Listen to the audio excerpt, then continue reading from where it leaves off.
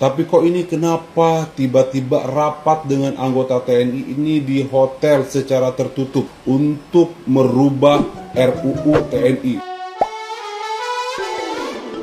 Pandji Pragiwaksono ikut mengomentari pernyataan Deddy Corbuzier soal kontras yang menerobos rapat panja RUU TNI digelar di Hotel Fairmont. Menurut Pandji, seharusnya bukan Deddy Corbuzier yang disalahkan netizen yang budiman. Oleh sebab itu, Pandji meminta netizen yang berbakti untuk protes kepada Menteri Pertahanan atau Menhan, bukan kepada Deddy Corbuzier yang hanya staf khusus. Pandji lantas mencontohkan bentuk protes terhadap Menhan berdasarkan pernyataan Deddy Corbuzier.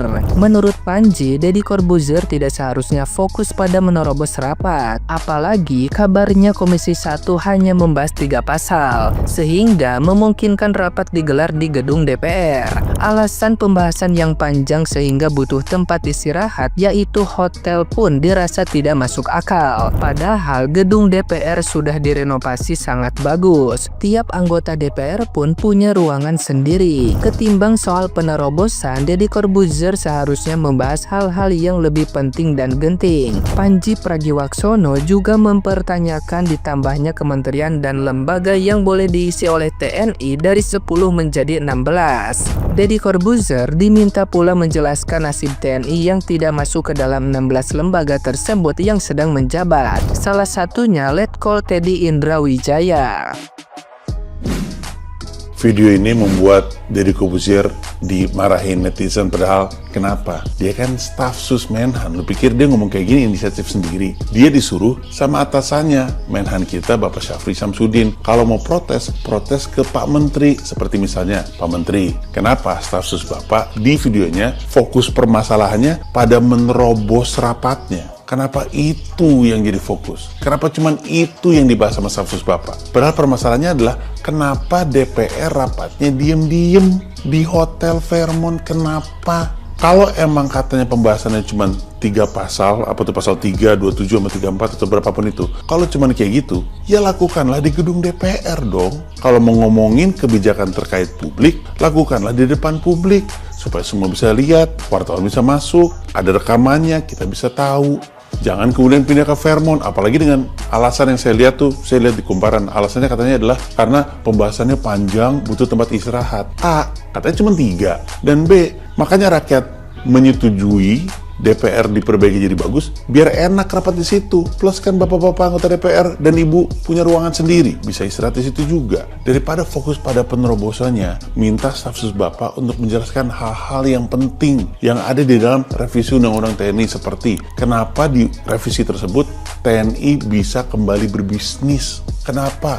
Di saat kita tahu pas Orba itu membuat korupsi terjadi. Staf sus Bapak minta untuk jelaskan kenapa anggota TNI yang melanggar hukum itu cukup di sidang militer, tidak di persidangan hukum pidana umum. Kenapa? Kenapa cuman internal aja gitu yang mengadili anggota TNI yang bermasalah tersebut?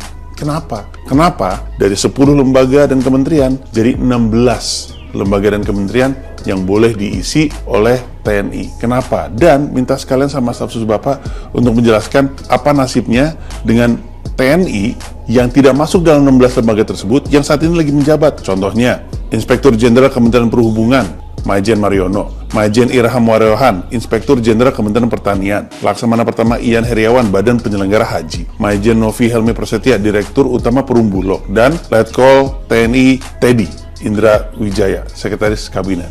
Nggak ada tuh di 16. Terus jadi gimana? Berhentikah? Itu yang dipakai untuk menjelaskan oleh Deddy Corbuzier. Jangan soal penerobosan, itu mah gampang. Ya nggak, Ded? Nah, gimana nih menurut netizen yang terhormat? Silakan berkomentar ya. Menurut gue, wakil rakyat kita tuh sekarang kerjanya lagi giat banget. Gimana nggak giat? Buat bahas satu RUU aja harus kerja sampai larut malam, diem-diem, terus nggak di tempatnya lagi. Apalagi yang dibahas itu RUU TNI yang mengancam adanya kematian supremasi sipil. Lagi yang menurut gue, biarinlah TNI itu jadi institusi pejuang kedaulatan. Jangan malah dipaksa bertransformasi menjadi institusi pejuang jabatan. Kan udah bener juga para prajurit kita berjuang dengan peluru dan juga belati di tangan. Jangan malah dipaksa berinovasi dengan dengan pulpen di tangannya. Bagian biarinlah para prajurit kita bekerja apa adanya, atau juga kerjaannya udah mulia. Jangan malah dipaksa seakan-akan institusi TNI kita jadi institusi yang kelihatan kurang kerjaannya.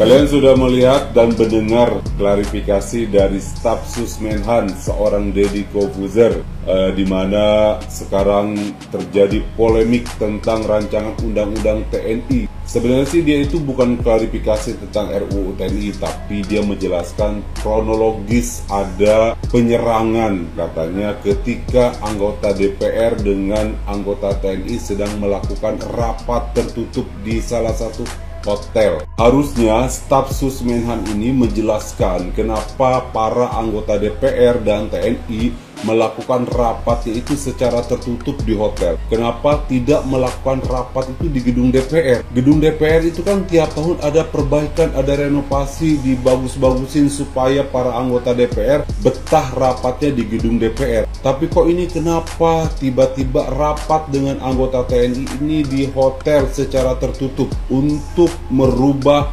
RUU TNI? Harusnya staf itu menjelaskan seperti itu, bukan mengklarifikasi tentang adanya penggerebekan. Harusnya jika RUU TNI ini untuk kepentingan masyarakat, harusnya dipublish dong rapatnya di depan umum, di gedung DPR, bukan rapatnya secara tersembunyi, terselubung di hotel. Sehingga kan masyarakat bertanya-tanya, ada apa ini? Kok sampai rapat saja tertutup, tersembunyi? Padahal ada gedung DPR untuk melaksanakan rapat. Disinyalir rapat DPR dengan TNI untuk merubah RUU TNI ini ada 3 pasal yang katanya untuk merubah dengan kepentingan para pejabat TNI akan masuk atau mengisi jabatan sipil yang tadinya 10 instansi menjadi 16 instansi. Kalau misalnya TNI-nya kebanyakan masuk dalam jabatan pemerintahan, nanti siapa yang akan melindungi, menjaga NKRI? Masa iya buzzer-buzzer dan pemuda Pancasila? Salam, salam sehat.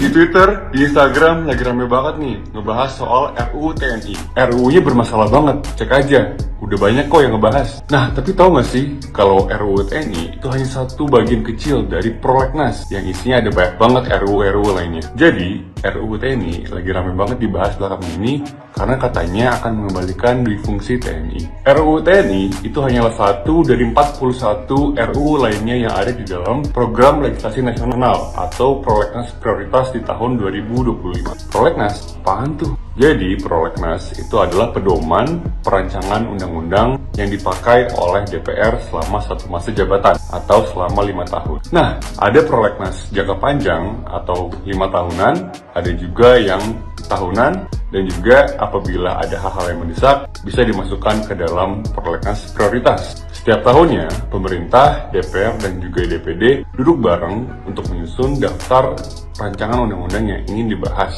selama satu periode jabatan. Dari daftar RUU yang masuk ke dalam prolegnas tahun ini, bukan cuma RUU TNI loh yang bisa berpotensi menimbulkan kegaduhan. Contoh lainnya adalah RUU penyiaran. Tapi tenang aja, nggak semua RUU yang ada di dalam prolegnas itu red flag. Ada juga RUU yang bagus dan justru harus kita dukung, seperti RUU Masyarakat Hukum Adat dan juga RUU Perlindungan Pekerja Rumah Tangga. Nanti kapan-kapan kita bahas deh ya. Itu makanya kita nggak boleh cuek sama pekerjaan yang dilakukan oleh DPR. Ya meskipun terkadang pekerjaan mereka ya gitu deh. Karena mau bagaimanapun, pekerjaan yang mereka lakukan berdampak secara langsung kepada kehidupan kita sehari-hari. Kalau mereka mengerjakan suatu hal yang tidak baik, maka kita harus vokal dan kita harus menolak dan mengingatkan ke mereka kalau apa yang mereka lakukan itu tidak berdampak baik bagi masyarakat. Namun sebaliknya, apabila mereka mengerjakan suatu hal yang menguntungkan, kita harus dorong, kita harus dukung pengerjaan RUU yang bisa berdampak baik bagi kita, masyarakat Indonesia.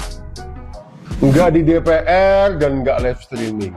Panja Komisi 1 bahas RUU TNI bareng pemerintah di hotel. Jadi kemarin Bapak Presiden kita itu sedang menggembar-gemborkan untuk efisiensi anggaran ini sebenarnya didengar nggak sih oleh anggota DPR, oleh bawahan beliau di pemerintahan? Kira-kira nyampe ke kuping nggak? Ataukah himbauan presiden ini tidak dijalankan, tidak diindahkan oleh bawahan-bawahan beliau yang ada di pemerintahan dan juga anggota DPR? Padahal maksud beliau ini kan baik ya, biar uang negara ini tidak dihambur-hamburkan untuk sesuatu yang tidak penting. Masih banyak hal-hal penting lainnya yang memerlukan anggaran. Lalu kenapa rapatnya harus di hotel, sedangkan gedung DPR sendiri kan megah, gede, besar, fasilitas juga pasti tercukupi lah. Gedung DPR sendiri dengan hotel yang dijadikan lokasi untuk rapat ini kan sebenarnya lokasinya nggak jauh. Jadi yang jadi pertanyaan, kenapa harus di hotel? Jangan sampai masyarakat itu menilai ya bahwa himbauan untuk ngirit, untuk